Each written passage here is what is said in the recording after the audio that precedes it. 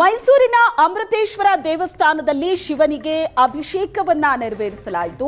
ಅಮೃತೇಶ್ವರ ಪೂಜೆಯಲ್ಲಿ ಯಾವುದೇ ಬದಲಾವಣೆ ಇಲ್ಲ. ಕೇತುಗ್ರಸ್ತ ಚಂದ್ರಗ್ರಹಣದ ಶಾಂತಿಗೆ ವಿಶೇಷ ಸಂಕಲ್ಪವನ್ನ ಮಾಡಲಾಯಿತು. ರಾಶಿಗಳಿಗೆ ಅನುಗುಣವಾಗಿ 3 ಭಾಗಗಳಾಗಿ ಶಾಂತಿ ನೆರವೇರಿಸಿದ್ರು. ದೇವಾಲಯದ ಆವರಣದಲ್ಲಿ ಶಾಂತಿ ಹೋಮಕ್ಕೆ ವ್ಯವಸ್ಥೆ ಆಗಿದೆ. ರಾಶಿಗಳಿಗೆ ಅನುಗುಣವಾಗಿ 3 ಭಾಗಗಳಾಗಿ ಶಾಂತಿಯನ್ನ ಮಾಡಲಾಗಿದೆ. ನಾನೀಗ ದೇವರಾಜ ಮಹಲದಲ್ಲಿರ್ತಕ್ಕಂಥ ಅಮೃತೇಶ್ವರ ದೇವಸ್ಥಾನದಲ್ಲಿದ್ದೀನಿ. ಈ ದೇವಸ್ಥಾನದಲ್ಲೂ ಕೂಡ ಗ್ರಹಣದ ಸಂದರ್ಭಕ್ಕೆ ವಿಶೇಷವಾದಂತಹ ಪೂಜಾ ಕೈಂಕರ್ಯಗಳು ಕೂಡ ನಡೀತಾ ಇರ್ತಕ್ಕಂಥದ್ದನ್ನು ಗಮನಿಸಬಹುದು. ದೇವಸ್ಥಾನದಲ್ಲಿರ್ತಕ್ಕಂಥ ಶಿವಲಿಂಗಕ್ಕೆ ವಿಶೇಷವಾದಂಥ ಅಭಿಷೇಕವನ್ನ ಮಾಡಿ ಅಲಂಕಾರವನ್ನ ಪೂಜೆಯನ್ನ ಮಾಡಲಾಗಿದೆ. ಇನ್ನು ಗ್ರಹಣದ ಸಂದರ್ಭ ಏನಿದೆ, ಗ್ರಹಣದ ಸಂದರ್ಭದಲ್ಲೂ ಕೂಡ ದೇವರಿಗೆ ವಿಶೇಷವಾದಂಥ ಅಭಿಷೇಕಗಳನ್ನ ಮಾಡಲಾಗುತ್ತೆ. ಆದರೆ ಗ್ರಹಣದ ಹಿನ್ನೆಲೆಯಲ್ಲಿ ದೇವಸ್ಥಾನವನ್ನ ಬಂದ್ ಮಾಡುವಂತ ಯಾವುದೇ ಪ್ರಕ್ರಿಯೆಗಳು ಕೂಡ ಇಲ್ಲದೆ ಇರತಕ್ಕಂಥದ್ದು. ಅಂದ್ರೆ ಈ ಒಂದು ಸಂದರ್ಭದಲ್ಲಿ ಏನು ನಮ್ಮ ದೇಶದಲ್ಲಿ ಗ್ರಹಣದ ಸ್ಪರ್ಶ ಕಾಲದಲ್ಲಿ ಯಾವುದೇ ರೀತಿಯಾದ ಗ್ರಹಣ ಗೋಚರ ಆಗೋದಿಲ್ಲ, ಮೋಕ್ಷ ಕಾಲದಲ್ಲಿ ಆಗುವಂಥದ್ದು.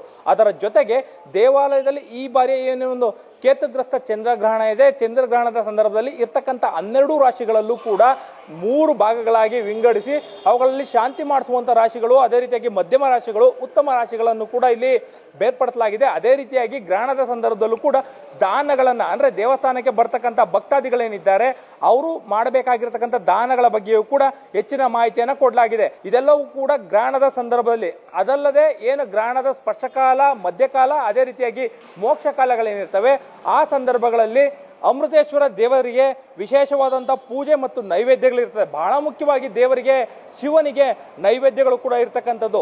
ಇದೆಲ್ಲವೂ ಮುಗಿದ ನಂತರದಲ್ಲಿ ದೇವಾಲಯದ ಆಲಯವನ್ನು ಶುದ್ಧಿಗೊಳಿಸಿ ನಂತರದಲ್ಲಿ ಶಾಂತಿ ಹೋಮವನ್ನು ಮಾಡಿ ಪೂಜಾ ಕೈಂಕರ್ಯಗಳನ್ನು ಮುಂದುವರಿಸಲಾಗುತ್ತೆ. ಆ ಹೋಮಕ್ಕೂ ಕೂಡ ಎಲ್ಲ ಸಿದ್ಧತೆಗಳನ್ನು ಕೂಡ ಮಾಡ್ಕೊಂಡಿರ್ತಕ್ಕಂಥದ್ದು.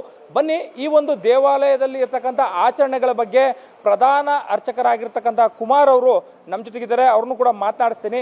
ಶಿವನಿಗೆ ಬೇರೆ ದಿವಸ ಎಲ್ಲ ನಾವು ಪಂಚಾಮೃತ ಅಭಿಷೇಕ ಮಾಡ್ತೀವಿ.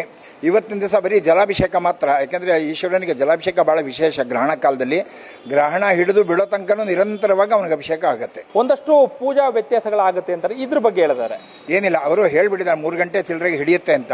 ಆ ಸಮಯ ನಾವು ತಗೊಂಡು ಅಭಿಷೇಕಗಳನ್ನು ಪ್ರಾರಂಭ ಮಾಡಬಹುದು.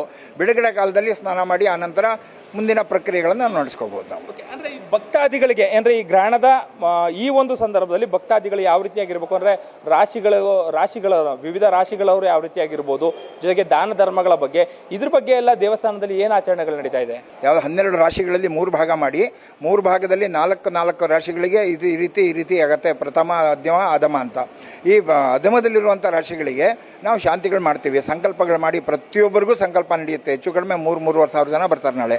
ಎಲ್ಲರಿಗೂ ಇವತ್ತಿಂದನೇ ಸಂಕಲ್ಪ ಪ್ರಾರಂಭ ಮಾಡಿ ಗೋಧಿ, ಅಕ್ಕಿ, ಬೆಳ್ಳಿ ನಾಗ ಇದಿಷ್ಟನ್ನು ಕೂಡ ದಾನ ಮಾಡಿಸ್ತೀವಿ. ಪ್ರತಿಯೊಂದು ದೇವಸ್ಥಾನದಲ್ಲೂ ಕೂಡ ಶೃಂಗೇರಿ ಸಂಪ್ರದಾಯ ಅಥವಾ ವೈಷ್ಣವ ಸಂಪ್ರದಾಯದಲ್ಲಿ ಗ್ರಹಣ ಕಾಲದಲ್ಲಿ ದೇವಸ್ಥಾನಗಳು ತೆಗೆದಿರ್ತಾರೆ. ಯಾಕೆಂದರೆ ಗ್ರಹಣ ಕಾಲದಲ್ಲಿ ಈಶ್ವರನಿಗೆ ಅಭಿಷೇಕ, ದೇವರಿಗೆ ಅಭಿಷೇಕ ಆಗಬೇಕಾದ್ರೆ ವಿಶೇಷತೆ ಇರೋದರಿಂದ ನಾವು ಬಾಗಿಲು ಹಾಕೊಂಡು ಕೂತ್ಕೊಂಡು ಅಭಿಷೇಕ ಮಾಡೋದ್ರಲ್ಲಿ, ಪೂಜೆ ಮಾಡೋದ್ರಲ್ಲಿ ಇರೋದಿಲ್ಲ. ಮತ್ತು ಇನ್ನೊಂದು ದರ್ಶನ, ಚಂದ್ರಗ್ರಹಣ ಕಾಲದಲ್ಲಿ ದೇವರ ದರ್ಶನ ಮಾಡಿದ್ರೆ ಒಂದು ಪುಣ್ಯಕ್ಕಿಂತ 10 ಪುಣ್ಯ 100 ಪುಣ್ಯಗಳು ಜಾಸ್ತಿ ಆಗುತ್ತೆ ಅಂತ ಹೇಳ್ತಾರೆ.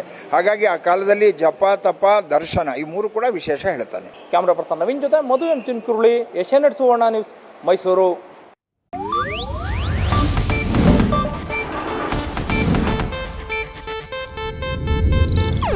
ಇದು ಏಷ್ಯಾನೆಟ್ ನ್ಯೂಸ್ ನೆಟ್ವರ್ಕ್ ಪ್ರಸ್ತುತಿ.